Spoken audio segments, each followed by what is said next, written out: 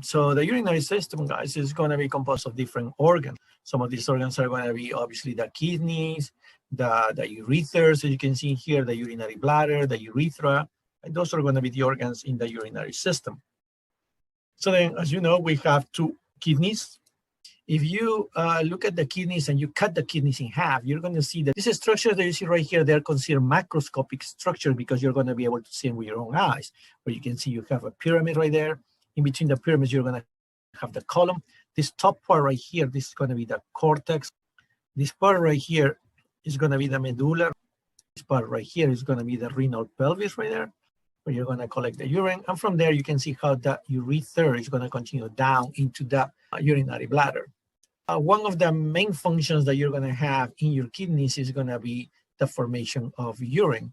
The formation of urine is done in microscopic structures. So if you cut a little piece of your kidney right here, and you put that in the microscope, you're going to see that you have this structure right there. This one is going to be called the nephron. All this structure from here to here is going to be the nephron right there. The nephron is going to be composed by the glomerulus, which is this part right here. This balloon right there, that's going to be the glomerulus. This is going to be the proximal convoluted tubule. This one is going to be distal convoluted tubule because it's far away from the glomerulus. And this part right here, so the tube continues like that. And then it goes down. This is going to be the loop of Henle. Continues like this and it will continue. And since we have multiple nephrons, then you're going to see in here the ending of another nephron, the ending of another nephron right here, the ending of another one. So therefore, this tube right here is going to be considered the collecting duct. It's going to be obviously collecting duct because it's going to collect the urine that is going to be created in all these different nephrons that we're going to have right there. The formation of urine is going to be achieved by three different steps. Those are going to be filtration, secretion, and reabsorption. So then the filtration is going to happen mainly right here in the glomerulus right there, this part right there, and the secretion and reabsorption is going to happen mainly in these tubes right here in the proximal convoluted tubule, the loop of Henle, and in the distal convoluted tubule. And that water conservation happens at the level of the collecting duct right there. Now, how filtration happens is the filtration is going to be filtering the blood in order to remove waste. What is this waste that we remove? Mainly waste that is going to contain nitrogen, uric acid, ammonia, creatinine. In the urine, we're also going to have, besides this waste, we're going to have some water, and we're going to have some sodium and chloride, right? We're going to have some electrolytes in there as well. Okay, so but all this come basically from your blood, right? The blood is the one that is going to get filtered. Where this blood comes from, your heart is going to pump the blood through the aorta. The aorta is going to give you a branch, which is going to be a renal artery. Renal artery is going to be a large artery. Then the large artery is going to go into a smaller arteries, right? Such as, for example, medium arteries, smaller arteries, arterioles, and from the arterioles, you're going to get the capillaries. And the capillaries are the ones that are going to form the nephron right there where the filtration is going to happen. The type of capillaries you're going to get right here are going to be fenestrated capillaries. Okay, so then we'll scroll down right here. This is the fenestrated capillary.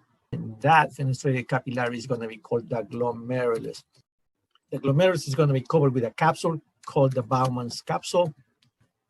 Okay, and those two, the glomerulus and the Bowman's capsule together, they're going to form the renal corpuscle. Now, the glomerulus is the capillary. The wall of the capillary is going to have holes in there. Those are going to be called fenestrations, and that is going to be part of the filtration membrane. Part of the filtration membrane also is going to be the podocytes. Podocytes are cells that are going to wrap around the capillaries, and these ones, and those are the ones that you see right there in golden. These podocytes are going to have finger-like extensions that are going to wrap around the capillaries. I think this one right here, right there. So whatever is going to get filtrated will have to go through the fenestrations, to the basal membrane, and in between the podocytes. Whatever gets filtered will go into the tube. Okay, this is the proximal convoluted tubule. Now, what you need to understand is sometimes the things that we filter, we do not actually want to eliminate in our urines. Then what we're going to do is we are going to reabsorb those things. And in some cases, we're going to get rid of some things, but they are too large in order to be filtered through the fenestrations. So we are actually going to secrete them right here inside the tube. So that's why we said that the formation of urine will depend basically of the filtration that happens right here in the glomerulus, the reabsorption, as well as secretion. So then if we keep scrolling down right here, we can see the glomerulus. Therefore, since we're going to filter in there, that's going to be the amount of filtration that you're going to have in your urine is going to be called the glomerular filtration rate.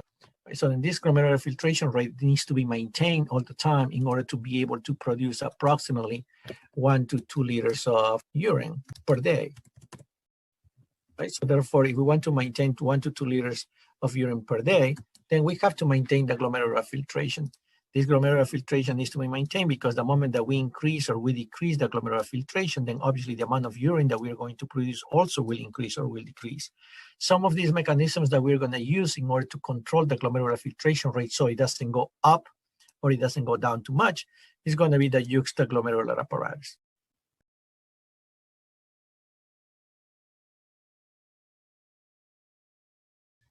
Now you will have certain amount of urine that you're going to produce in your kidneys through the urethra, and it's going to reach the urinary bladder.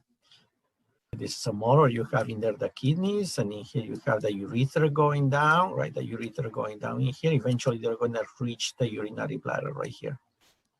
So if we go through the urinary bladder, right here we can see how the urethra goes down here at the bottom, and you see here there are the holes that you're going to have in the urinary bladder where we are going to store the urine. This part right here in the urinary bladder is going to be called the trigone. The urinary bladder is going to have some elevations and grooves. Those are going to be called the rugae in here. And then basically the urinary bladder is going to work to store the urine. And this one right here is the urethra that is going to take the urine from the urinary bladder to the exterior. The urethra in the case of females, right, is going to be short right here. But in the case of males, the urethra is going to be longer right here. Right, because obviously it's going to go inside the penis in order to eliminate the urine to the exterior. So then if we scroll down right here, we're going to have the urine and we're going to evaluate what the urine has. So in this case, we are going to get some urine, right? There's going to be placing a test tube like that. This is strips. You're going to place inside the tube. So the strip will go in here like this. And these areas right here that you have right there, they're going to change colors depending on what you have or what is present right here in the urine.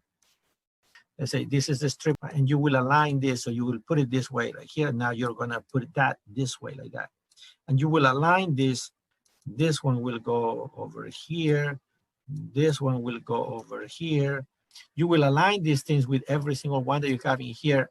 And depending on the color that they're going to change, that's gonna tell you more or less what they have.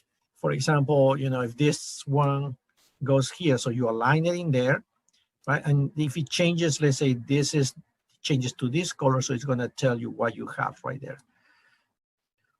Right, the urinalysis is done with that particular test strip, right, where it's going to change colors in the urine. You're going to have chemical findings, physical findings. So we think what is chemical, you can find normal and abnormal. So for example, normal, you can say that's going to be salt, but abnormal is going to be maybe blood or proteins or sugar. So can you find blood, proteins, and sugar in urine? Sure, you can find them, but that's going to be something abnormal, right? In this case, the activity in the lab is for you to find, right, these abnormalities right there, right? Obviously, once you find them, you're going to make the notes in here, and you're going to show, right, during the lab what you're going to find in there.